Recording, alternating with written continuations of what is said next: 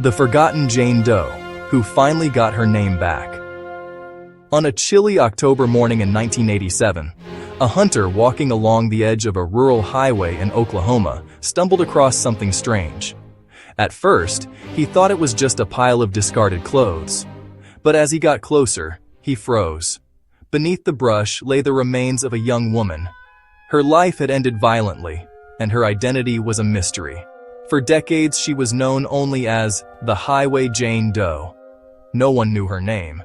No one came forward to claim her. And for years, her story was buried under the weight of unanswered questions. But nearly 35 years later, technology and persistence would finally give her back her identity. The scene was unsettling. The young woman's body was found just off Interstate 40, partially concealed by branches. Investigators determined she had been there for several weeks. Her clothing was minimal, suggesting she had been redressed or discarded hurriedly. An autopsy revealed she had died from blunt force trauma, but the details were vague. One thing was clear: this wasn't an accident. It was homicide. Investigators scoured the area but found no identification, no purse, no wallet. Dental records were preserved. Her fingerprints were taken. But in 1987, without a name to match them to, she was just another Jane Doe. At the time, investigators chased every possible lead. They compared her dental records to missing persons reports in Oklahoma, Texas, Arkansas, and beyond. They examined the fabrics of her clothing. They collected her jewelry, a small silver ring that seemed like it should mean something to someone. But every search ended in disappointment. She wasn't in the National Missing Persons database. She wasn't in fingerprint systems. Her family, if they were looking, hadn't reported her missing.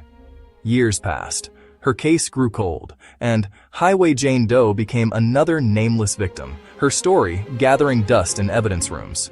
Over the years, theories swirled. Some thought she might have been a runaway, cut off from her family. Others believed she could have been involved in hitchhiking or sex work, making her harder to track. But no theory fit perfectly. Investigators and volunteers created facial reconstructions, hoping someone would recognize her features.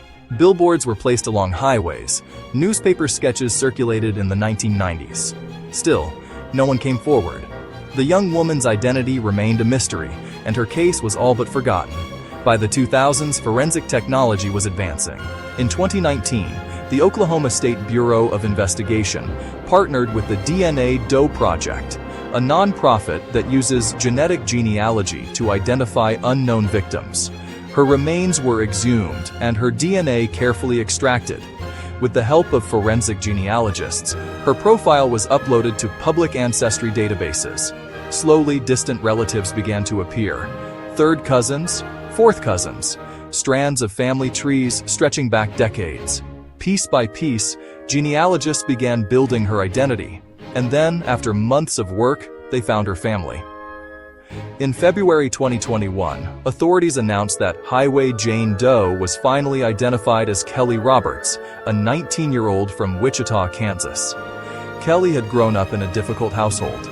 Friends described her as sweet, quiet, and artistic. She loved drawing and dreamed of leaving her small town behind. But life wasn't easy for her. In the summer of 1987, Kelly left home, telling her sister she was going to visit friends in Oklahoma. That was the last time anyone saw her alive. For reasons still unknown, Kelly never returned. Her family assumed she had started a new life elsewhere. They never reported her missing. For 34 years, they lived without answers. With Kelly's name restored, investigators turned their attention to the question that had haunted them since 1987. Who killed her? They discovered she had been seen with an older man at a truck stop near Oklahoma City shortly before her death. His name was never recorded, and his identity remains a mystery. Authorities believe Kelly may have fallen victim to a transient predator, someone who targeted vulnerable young women along highways.